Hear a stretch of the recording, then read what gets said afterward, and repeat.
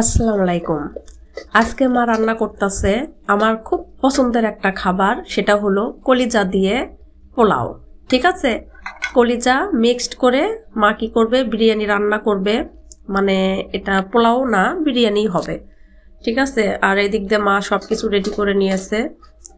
আর এইখানে কি করেছে মা, ছোট ছোট করে আলু কেটে নিয়েছে। এই আলুগুলো দিয়ে কি করা হবে, ভুড়ি রান্না করা হবে। ভুড়ি আগেই রান্না করে রাখা হয়েছে। ওই ভুড়িগুলো কি করা হবে, এই আলু ভাজা হয়ে গেলে এই আলুর মধ্যে ঢেলে দেওয়া হবে। আর আমাদের খুব পছন্দের একটা খাবার এটাও, যে ভুড়ি দিয়ে এই আলু ভেজে এর মধ্যে মিক্সড করে রান্না করে খাইতে খুব মজা লাগে। আর এই যে এখন যে তেলটা নিচ্ছি, এই তেলটা কিন্তু ওই বছরের গরুর চর্বির তেল, তো সেটা আমরা রেখে দিয়েছিলাম। এটা দিয়ে কি করব, এখন এই আলুগুলো ভালোভাবে ভেজে নেব। এর ফ্লেভার কিন্তু খুব সুন্দর। পেঁয়াজ লাল হয়ে আসার পর মা এখানে পোলার চালগুলো ঢেলে দিল। আমার মা অনেক মজা করে রান্না করতে পারে। আমি বাড়ি আসলেই কি করি, মার সাথে বায়না ধরি আমার কি কি খাইতে মন চায়। তাই মা কি করবে, আমি ঢাকা যাওয়ার আগ পর্যন্ত আমাকে রান্না করে খাওয়াবে।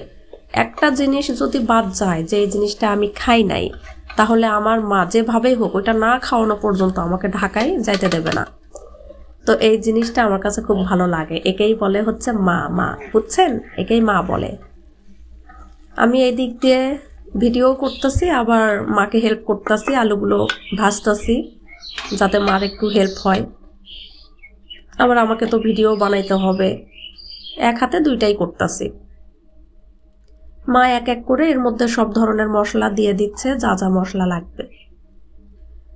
তবে গ্রামে আসলে খুব ভালো লাগে এইভাবে মাটির চুলায় যখন রান্না করে খাওয়া হয়, রান্নাগুলো খুব মজা লাগে, অন্যরকম মজা লাগে, অন্যরকম।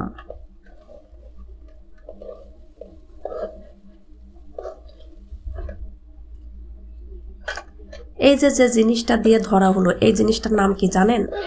আমরা বগুড়ার ভাষায় বলি কি, বেরি। এই বেরি দিয়ে পাতিল ধরলে কোনোভাবে নড়াচড়া করে না। আপনারা কিভাবে কি নামে ডাকেন অবশ্যই বলবেন।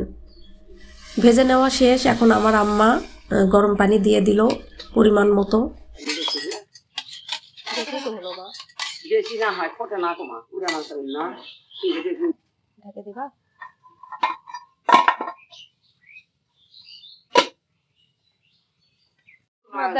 আর এদিক দিয়ে আমার আলু ভাজা একদম কমপ্লিট।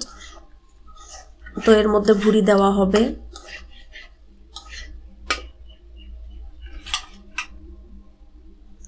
ভুড়িগুলো দিয়ে দেওয়া হলো। এই ভুড়ি দিয়ে মানে ভাত একটু হইলেই খাওয়া যায়, মানে একটু ভুড়ি দিয়ে 1 প্লেট ভাত খাওয়া যায়।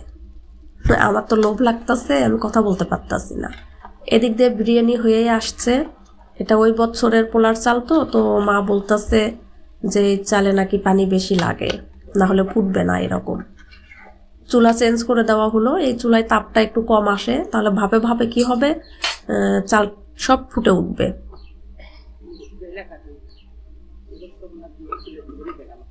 আর দেখেন ভুড়ির কালার কি সুন্দর হয়েছে। আমরা কিন্তু বগুড়ার ভাষায় বলি জিগরি। জিগরি আলু দিয়ে ভাজা হচ্ছে। আপনারা কি বলেন? আপনারা তো ভুড়িই বলেন, তাই না? আজ প্রথম পার্ট দেখালাম, এরপরে দ্বিতীয় পার্ট দেখাবো।